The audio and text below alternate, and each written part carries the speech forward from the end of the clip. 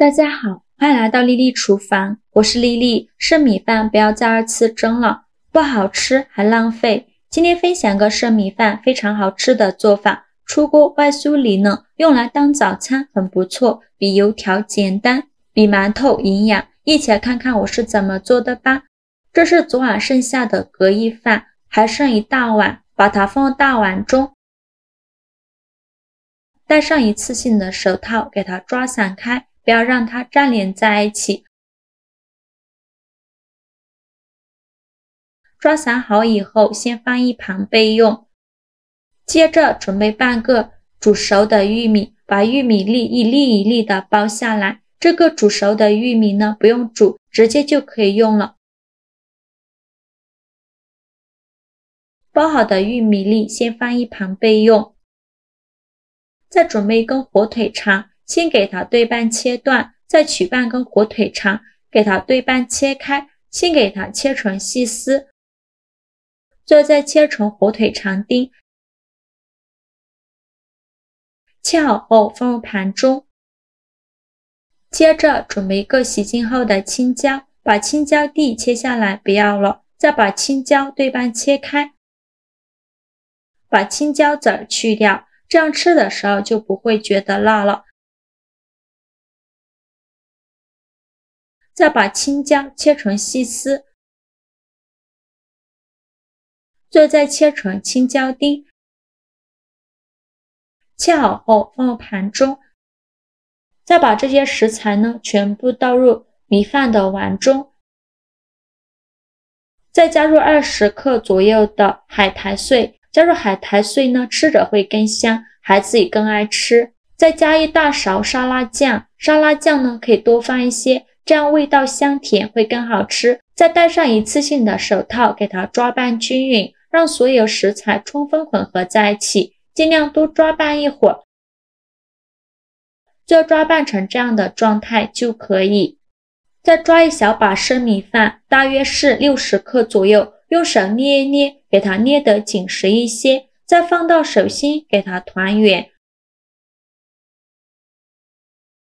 团成一个小圆球的形状，然后用手轻轻按扁，按成一个薄一点的小饼，也不用太薄了，像这样厚度的小饼就可以。剩下的米饭用同样的方法给它做成这样的小饼，依次摆放到盘中，中间要留一些空隙，防止粘连在一起。全部做好后先放一旁备用。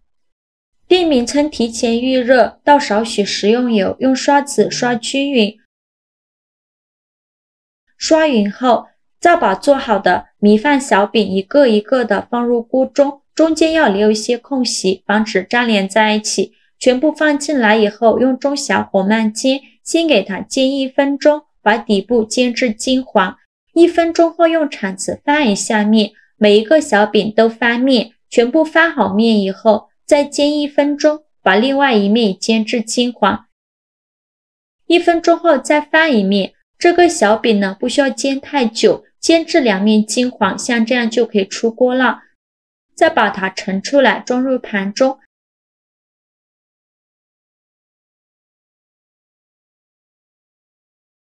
先放一旁备用。接着根据家里人的数量准备适量的鸡蛋，我这里呢有8个小饼，就准备了5个鸡蛋，把鸡蛋倒到大碗中，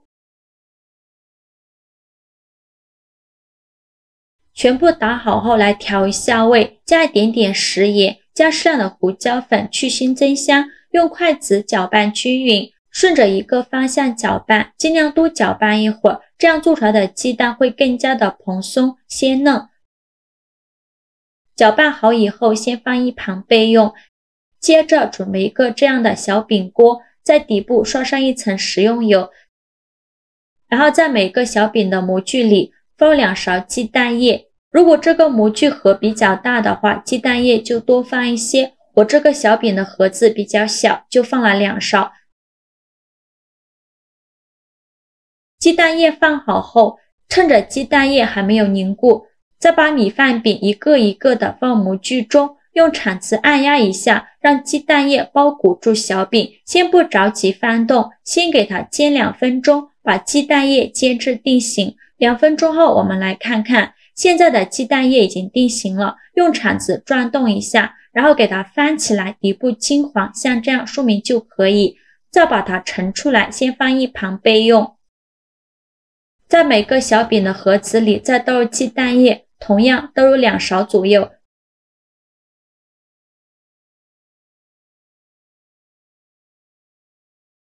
全部倒好后，再把刚盛出来的小饼一个一个的放到模具里。现在呢，就要鸡蛋液的一面朝上，米饭饼的一面朝下，这样做出来的鸡蛋饼呢，才能两面都裹上鸡蛋液。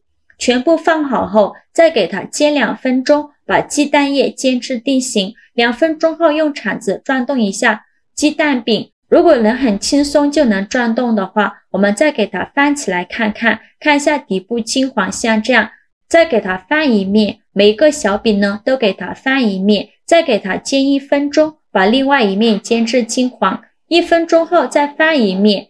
我每天都在用心的教做菜，能不能给个小红心鼓励一下呢？下次想吃不会做还能找到我。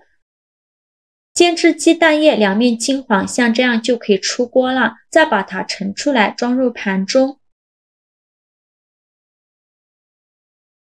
像这样非常好吃的米饭鸡蛋早餐饼就做好了。米饭和鸡蛋这样烙出来，看着就很有食欲，不管是小孩还是大人都非常喜欢吃。